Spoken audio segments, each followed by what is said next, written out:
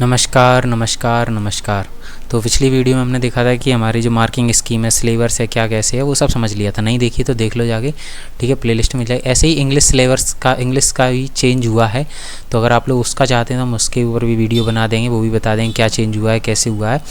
खैर, आज हम बात करने वाले कि जो सोशल का हमारा फॉर्मेट रहता है एग्ज़ाम का, वो कैसा आता है, क्या क्या आता है मतलब, और हमारी जो स्ट्रेटजी रहे कि वो क्या रहे, कैसे हम बहुत अच्छे नंबर पा सकते हैं।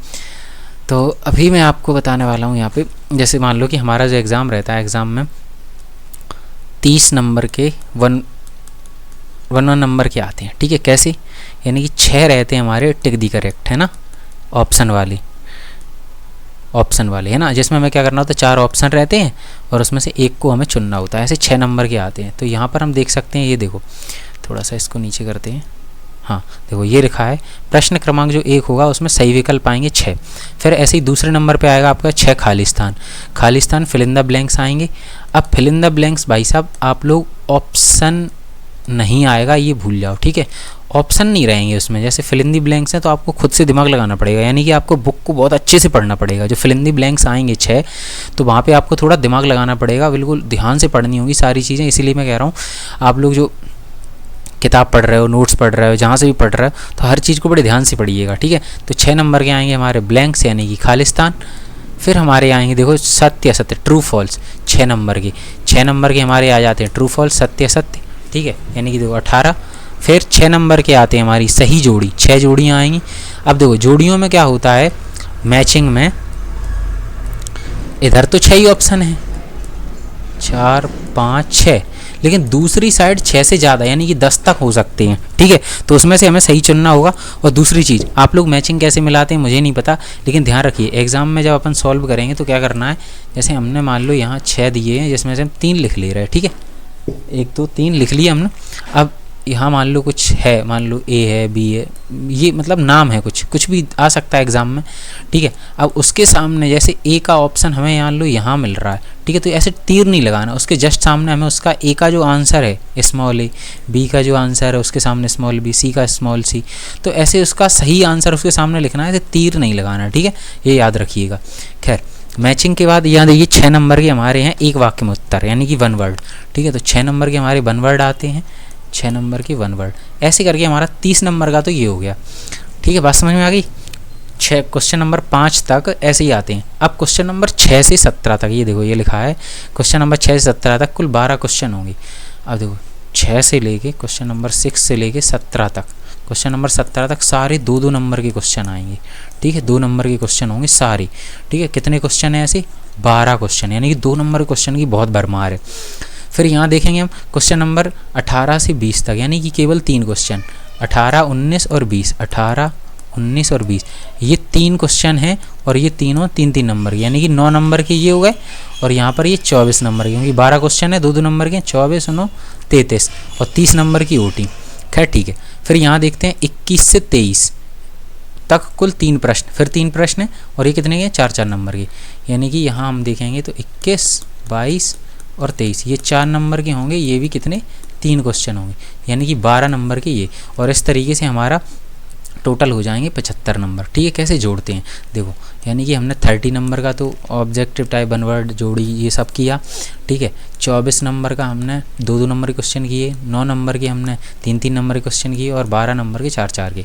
तो जोड़ेंगे 4 9 9 4 13, 2 15 की 5, हासिल 1 2 4 और 3 7, और ये पहले से ही सेट है, अपन को क्या ही जोड़ना। खैर हम बता रहे हैं 75 नंबर का ये ऐसे हमारा एग्ज़ाम होता है। तो अब यहाँ पर हमें स्ट्रेटजी ये लगानी है कि देखो 30 नंबर में से हम जितने ज़्यादा ला सकें, 30 नंबर यानी कि 1 नंबर के जो क्वेश्चन हैं, ठीक है, तो यहाँ पर हमें जितने ज़्यादा खींच सकते हैं। फिर 2-2 नंबर, अब छोटे छोटे आंसर आप याद करोगे तो यहाँ से आप बहुत सारे क्वेश्चन बना ले जाओगे, बहुत ईजी, ठीक है। फिर 3 नंबर पे आना, फिर 4-4 नंबर पे, क्योंकि आप पूरी बुक में जब बड़े बड़े आंसर याद करोगे तब आपके कहीं 4-4 नंबर के 3 क्वेश्चन सही होंगे। तो पहले छोटे छोटे आंसर्स को निपटाइए जिनको पढ़ने में प्रॉब्लम होती है, फिर थोड़े बड़े और फिर उससे बड़े।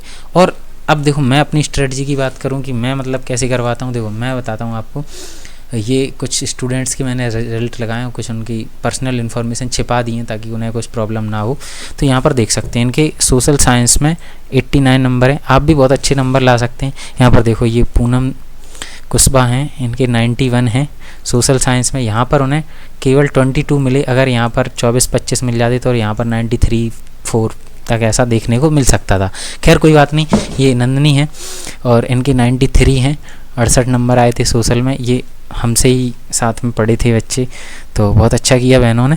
खैर आप भी ऐसा कर सकते हैं। तो आप लोग, मैं इसीलिए ये आपको दिखा रहा था रिज़ल्ट, क्योंकि मैंने जो स्ट्रेटजी अपनाई है वो बहुत सोच समझ के और बहुत इजी है ना, इसलिए रिजल्ट देगा। और इसी स्ट्रेटजी से बच्चे यहाँ तक पहुँच गए हैं 91, 93 तक, और भी अच्छा हो सकता है और आप भी हो सकते हैं यहाँ तक पहुँच जाओ। खैर जो भी है वो आपके ऊपर है। खैर मैं यहाँ पर जो बात करने वाला हूँ वो ये है कि हमारी स्ट्रेटजी क्या रहनी चाहिए। तो हमारी स्ट्रेटजी जो रहनी चाहिए वो हमारे इसकी मार्किंग स्कीम को देखकर होनी चाहिए कि हमें चैप्टर कौन सा पढ़ना है। पहले मैंने जो अपने क्या करा है, मैंने जो पढ़ा रहा हूँ अभी आप लोगों को, जो यहाँ पर आप लोग जाइएगा चैनल पे प्लेलिस्ट में जाएंगे, प्लेलिस्ट सेक्शन में आपको 3 प्लेलिस्ट दिखेंगी। ये क्लास 10 सोशल साइंस करके है, इसमें आप जाना, आपको सारी क्लासेस एकदम लाइन से मिलेंगी। ठीक है, ऐसे करके आप देखिएगा ऊपर की तरफ है ना, पहले ये क्लास फिर ये क्लास, ऐसे करके सारी क्लास लाइन से लगती चली जाएंगी। तो ये मैंने उसी क्रम में करवाई है जिसमें हमारी ये स्ट्रेटजी है। बात समझ में आ रही है? अब ये स्ट्रेटजी कैसी है हमारी, यहाँ पर हमें करना ये है कि जो ज़्यादा नंबर के चैप्टर हैं, जो हमें ज़्यादा मार्क्स दे सकते हैं, जो ईजी हैं, ईजी टू लर्न है, याद करने में आसान है, तो इनको हम पहले ही निपटाएंगे। अब यहाँ पर हम थोड़ा सा समझ लें। तो यहाँ पर देखो, सबसे पहले मैंने यहाँ पर कौन से चैप्टर लिए हैं, यहाँ देखेंगे। अभी क्या सिलेबस नहीं आया था तो मैंने पहले इन 2 चैप्टर को निपटा दिया है ना, देखेंगे आप लोग प्लेलिस्ट में। तो 4 नंबर 8 नंबर के हम चैप्टर निपटा चुके हैं, यानी 8 नंबर की हमने सोशल साइंस याद कर ली है। अब हम इस चैप्टर पे आ गए हैं, भारत राष्ट्रीय अर्थव्यवस्था की जीवन रेखा। तो ये 5 नंबर का है। ठीक है, तो यहाँ पर ये अब जैसे ही हो जाता है 5 नंबर तैयार। तो ऐसे करके मैंने सारे चैप्टर्स को अरेंज किया। अब तो किसी भी बुक से हो सकता है वो, है ना। ऐसे करके अब मैं कुछ दिनों बाद भारत में राष्ट्रवाद ये चैप्टर चालू करूँगा। तो ऐसे करके हम चैप्टर्स को करने वाले हैं। अब ये तो ठीक है हो गया, चैप्टर को क्रम भी, एक सीक्वेंस बहुत ज़रूरी है, और किस चैप्टर में क्या पढ़ना है ये भी ज़रूरी है। ऐसा नहीं है कि आप लगे पड़े हैं, बहुत सारा याद कर लिया ये वो, तो वो ज़रूरी नहीं है ना। तो हमें क्या करना है, हमें ऐसी चैप्टर्स को छांटना है। छांटना कैसी है कि अब देखो, ये पहले मुझे ये करना है ना। जैसे आप ये दूसरा चैप्टर देखेंगे, ये काफ़ी छोटा है, 4 नंबर का, बहुत छोटा चैप्टर है ये, तो इसको हम निपटा लेंगे, है ना। और इसमें मैपिंग वाला ये अलग से हम क्लासेस करेंगे, 10th की भी और 12th की भी, दोनों में मैपिंग आती है 4 नंबर की, बहुत ईजी है और ये भी बहुत आसानी से हो जाएगा। तो पहले ये चैप्टर निपटाएंगे। अगर हिस्ट्री के थोड़े बड़े बड़े चैप्टर हैं, लेकिन पहले हम इसको निपटाएंगे, फिर इसमें मुद्रण संस्कृति वाला देख लेंगे, नहीं तो इसको अभी हम स्किप करेंगे। सिविक्स में ये चैप्टर बहुत छोटे हैं, ये दोनों, इन दोनों को निपटाएंगे। ये भी बहुत छोटा है, ये तीनों चैप्टर निपटा लेंगे। फिर इसमें सिविक्स के बहुत सही हैं, ये भी चैप्टर अच्छा है, इसमें थोड़ा टाइम लगता है लेकिन ये भी सरल है, तो सिविक्स के जल्दी करते हैं।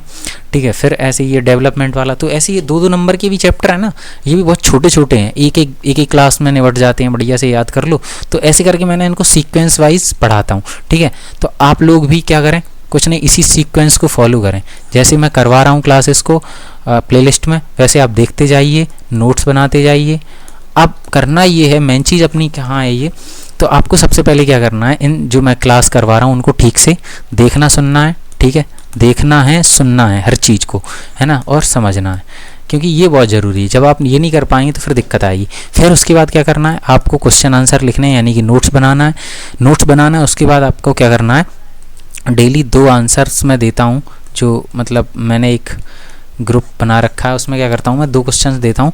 तो आप लोग भी मुझसे जुड़ना चाहते हैं तो मुझे बताएं। ठीक है, तो इसमें क्या करना है, आपको डेली 2 आंसर्स याद करने हैं, केवल 2। ठीक है, और उन आंसर्स को याद करके राइट करना है, लिखना है बिना देखे। ठीक है, और वो भी चैप्टर वाइज एकदम लाइन से। जैसे मान लो कि हमारा 3rd चैप्टर है इकोनॉमी का, उसमें आपने 2 क्वेश्चन याद किए हैं। ठीक है, 2 क्वेश्चन याद करने के बाद उसको याद कर लिया, पूरा हो गया। अब पूरा याद करने के बाद उसके आंसर हमें लिख लेने। ठीक है, तो ऐसे करके हमें चलती रहना।